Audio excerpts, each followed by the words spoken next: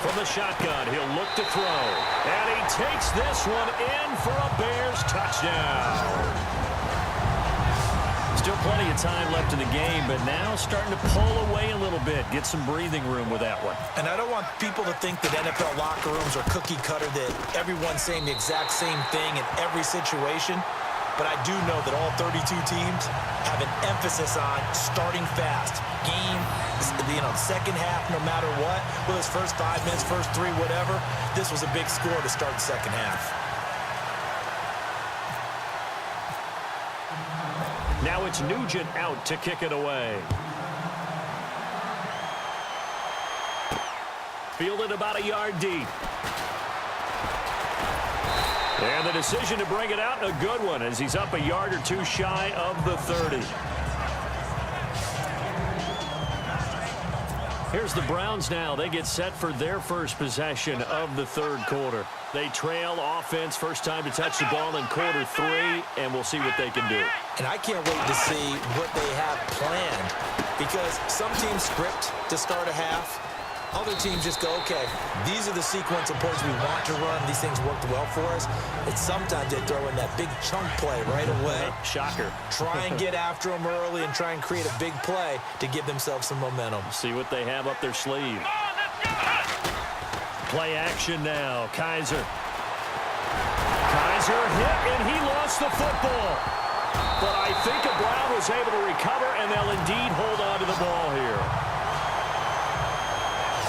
Plays like this when the ball comes free, it's often unusual for the team that lost it to get it back, because this is the quarterback. The ball gets away from him. Everyone else is trying to execute what they're supposed to do on offense. They're usually looking in the other direction, downfield, or moved away from him. In this case, though, a teammate is able to come up with the ball. And he's got the first down yardage before being taken down at midfield. A very nice pickup of 33 yards. There will always be a place for methodically marching the ball downfield. But when you can pick it up in big chunks and strike like that and have explosive plays, that's often the difference in winning and losing. Those types of plays that can knock a defense off balance, that'll drive a team towards a victory. This is what happens sometimes when you abandon the running game. It's hard to get back to it, because once guys get out of that mentality of firing out and hitting people, hard to get them started again occasionally. To throw, Kaiser. Trying to lay one up deep. And the defense has it covered. It's intercepted. Picked off down near the 5. Past the 10 to the 11-yard line. And that's where the return stops. I know some teams are leery about playing cover 2 because the strong safety's not usually a terrific cover guy. But in this case, he played it perfectly.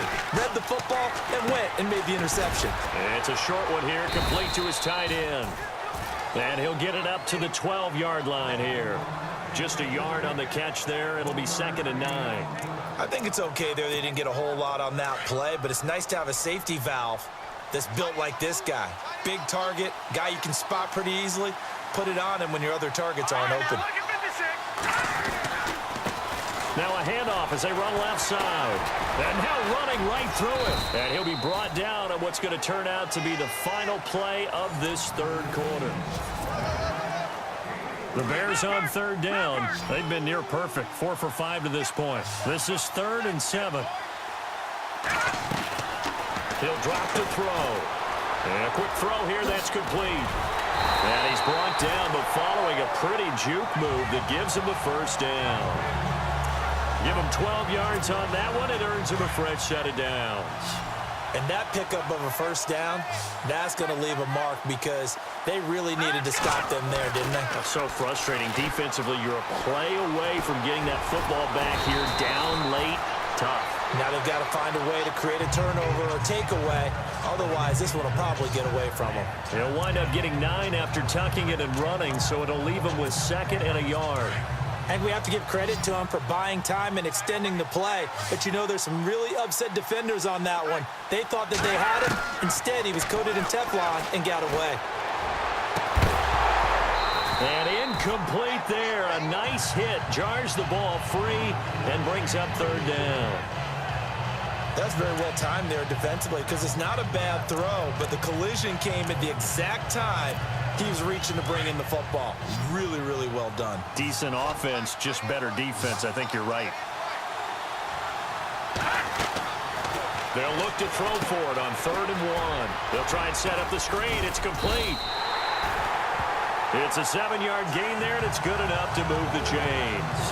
When you have someone throwing it that well, that confidently, you don't have to call the game in fear at all, do you? You just go ahead and play. Yep, confidence with a lead to throw it here in the 4th, and boom, he's on the money. Yeah, you don't have to tuck your head in and go like turtle at this point. You can just go ahead and play. He's got his man on the crossing route. And hello, he's going to be knocked backward as he'll be marked down. A really nice gain of 25 yards. These guys are running offense like you drive. The pedal is down, stomped down. How about that? Back-to-back completions. They are rolling. So much for being conservative and running that football. Oh, he's got some breathing room. And they'll be inside the 25 now at the 24. It'll be a gain of 8 yards, and it'll be a 2nd down. And the 8th play on this drive coming up.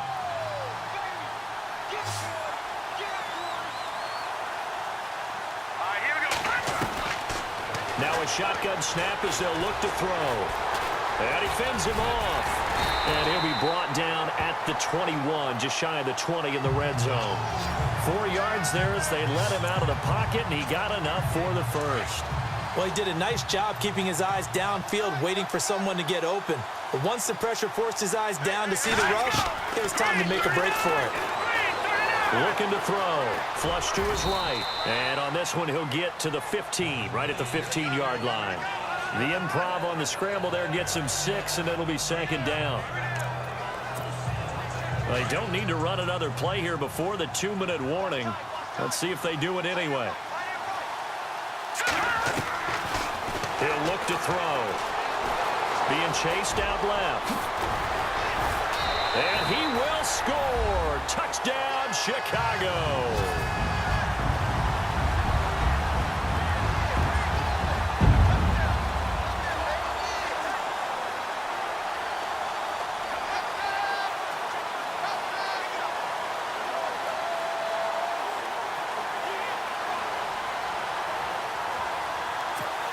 Still an important piece of business to take care of, the extra point. He knocks it through. It's 28-7.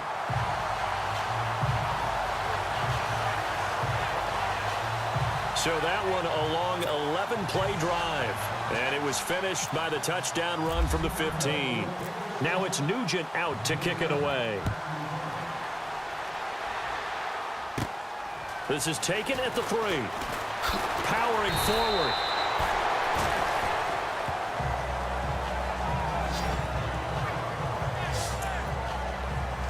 And now Cleveland geared up to take the field. They're down big here late. I don't know. You just one last drive here for pride?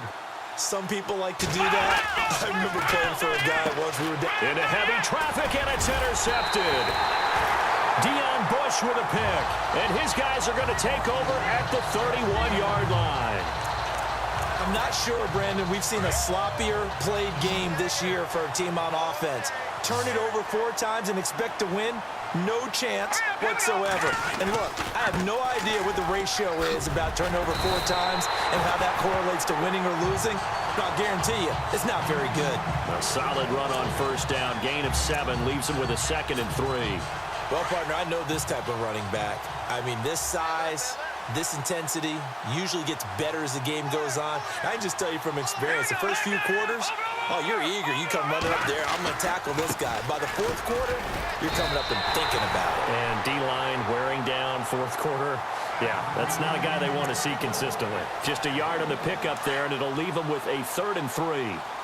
And that's why you see a lot of teams that like to play 4-3 defense, especially against teams that run the ball really well, because you count on your defensive front, the tackles and the ends, to eat up the blocking in the offensive line and keep that guy in the middle clean so he can roam to the football and make a tackle.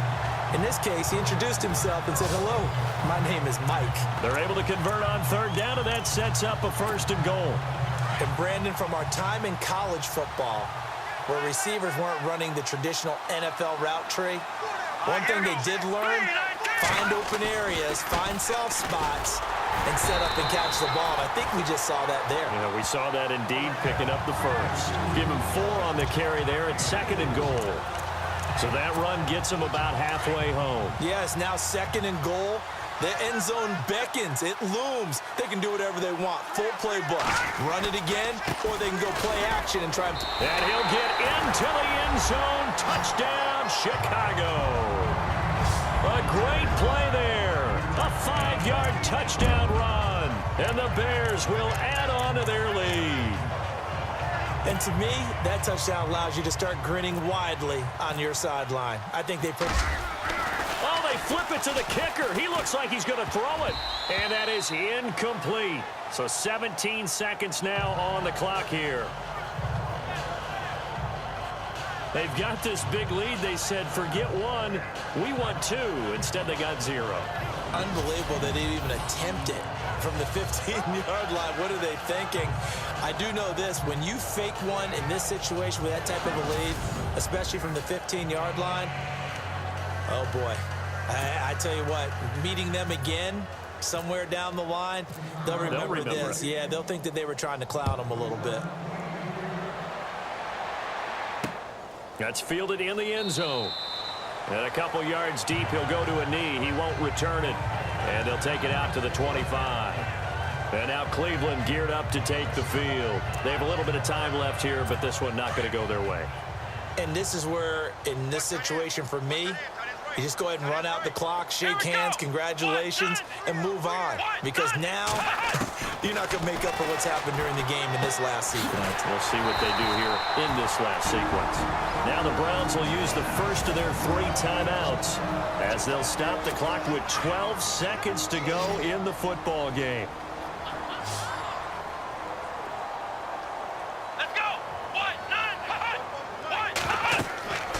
First down throw for Kaiser. A screen complete to Crowell. And he'll be taken down, but not before he gets into enemy territory. Now we'll get whistles, and they've signaled for a timeout.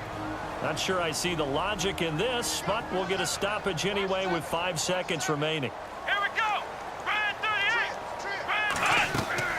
38. One final shot for Kaiser. He's going to let it fly. And he's going to be intercepted a 3rd time. Cravon will block with a pick. And that will write a finish to this ball game. And the Chicago Bears have etched their name in NFL history. They are your Super Bowl champions.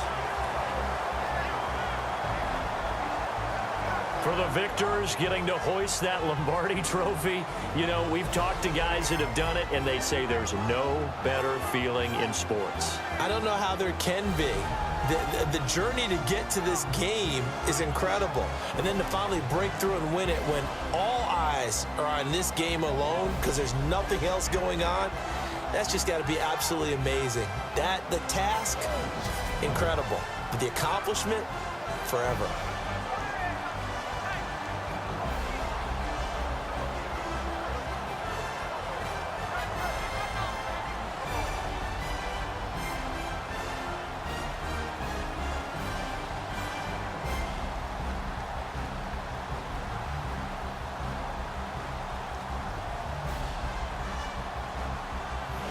And they are the Super Bowl champs. The Lombardi trophy is theirs, and so are bragging rights for an entire season. What a season it has been. Feels like we have been there every step of the way.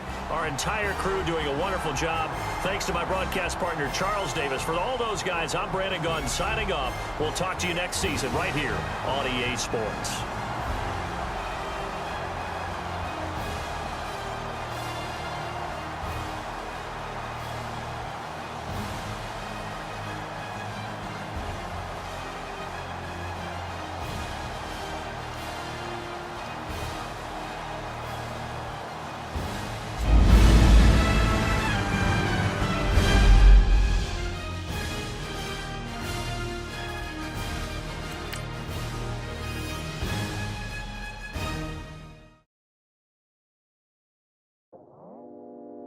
go out for my squad and I